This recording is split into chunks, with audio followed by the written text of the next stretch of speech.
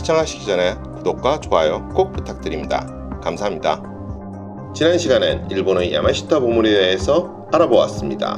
오늘의 주제인 일본의 M자금에 대하여 이해하기 위해서는 야마시타 보물에 대한 이해가 먼저 되어야 하기에 이에 대해 간략하게 살펴보면 다음과 같습니다. 일본 왕가는 1895년부터 1945년 사이 히로히토 일본 왕의 동생이 지츠부 야스히토의 책임하에 아시아 12개 나라로부터 수많은 금괴와 보물들을 약탈합니다. 패망이 가까워지자 이를 일본 본토로 해상 수송하려 하였지만 미국의 해상 봉쇄 작전으로 사정이 여의치 않자 그들이 약탈한 상당량의 금괴와 보물들을 훗날 되찾을 요량으로 암호명 킨노 유리 작전으로 일단 필리핀 루손섬에 숨겨두었습니다. 이것을 우리는 야마시타 골드 또는 야마시타 보물이라고 합니다. 야마시타 보물은 일본 내에서만 떠돌던 이야기였는데 1992년 필리핀 전 대통령 마르코스의 부인 아멜다가 부정축제 혐의로 몰리는 과정에서 자신이 소유한 거액의 출처가 야마시타 금괴라고 주장하면서 세계적인 관심을 불러일으켰습니다. 그리고 마르코스가 발견한 보물의 가치는 약 80억 달러로 추정되고 있으며 아직도 발견되지 않은 보물의 가치는 최대 10조 달러에 이를 것이라는 주장도 있습니다. 그러면 일본 왕가가 아시아 각국에서 약탈한 엄청난 보물들이 모두 루손섬에 잠자고 있는 것일까요? 아니라는 것입니다. 약탈된 보물 중 상당 부분은 이미 일본으로 수송되었고 전후 일본 부흥을 위해 설립된 금융보험공구가 이 자금을 기반으로 한 것이라는 것입니다. M자금이란 전후 도쿄에 설치된 연합군 총사령부가 일본 은행 등에서 압수한 금괴와 보석을 총칭하는 말이며 여기에서 M은 금융보험공구를 총괄하던 연합군 총사령부의 경제과학국장 윌리엄 마케트 소장 이름의 머리글자에서 따온 것으로 알려져 있습니다. M자금의 존재가 알려진 것은 미군의 횡령사건에서 비롯되었습니다. 경제과학국에서 일본은행 금고를 조사하던 에드워드 머레이 대통령이 500개의 다이아몬드를 숨겼다가 적발된 사건이 벌어졌습니다. 이 사건으로 인해 대체 은행 금고에 보물이 얼마나 있길래 관리자가 그토록 많은 다이아몬드를 빼돌렸을까라는 의문이 제기됐고 이후 M펀드의 존재가 사람들 사이에 회자되기 시작한 것입니다. 또한 1946년 4월 도쿄 앞바다의 섬 에추지마의 해저에 숨겨진 보물이 미군에 의해 발견되었는데 이 소식은 4월 19일 일본 각 신문에 태스특필되어 일본군의 금괴은행이 사실로 밝혀지는 계기가 되었습니다. 당시 금괴 54톤과 백금, 은괴가 발굴되었는데 이를 매장한 일본 군인들이 포상금을 노리고 제보한 것이었습니다.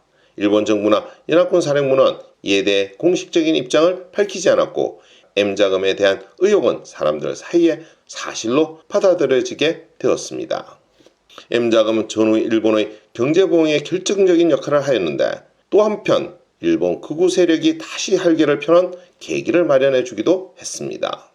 2차 세계대전과 함께 공산주의의 상징인 소련이 급팽창하였고 1949년 10월 1일 마오쩌둥은 베이징에서 중화인민공화국의 수립을 선포하고 국가 주석에 취임하는 등 중국도 공산 세력에 넘어가게 되자 특히 미국의 우익 세력은 긴장하지 않을 수 없게 되었습니다.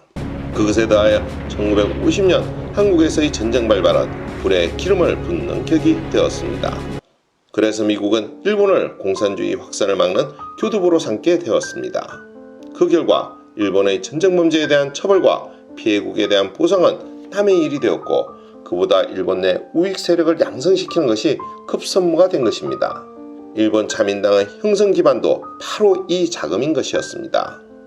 그리고 1960년 이 자금에 대한 관리도 미국 중심의 연합군에서 일본으로 완전히 넘겨졌습니다. 그런데 이렇게 넘겨진 배경에는 당시 미국 부통령이었던 리처드 닉슨의 대통령 선거 운동 자금을 이 자금에서 지원하는 조건으로 넘겨주었다는 이야기도 있습니다. 아시는 바와 같이 이 선거에서 닉슨은 케네디에게 패하였고 이후 1968년 다시 공화당 대통령 후보로 출마해 당선되어 1969년 미국 제37대 대통령으로 취임하였습니다. 일본에서 이 펀드를 관리하는 주체는 일본 내 정치적 실권자가 되었고 또 한편 철저한 친미주의적 성향을 띠게 된 것입니다. 일본의 수상을 역임했던 수많은 인물들이 이 펀드의 관리자들인 것입니다. 그러면 도대체 M자금 규모는 어느 정도일까요?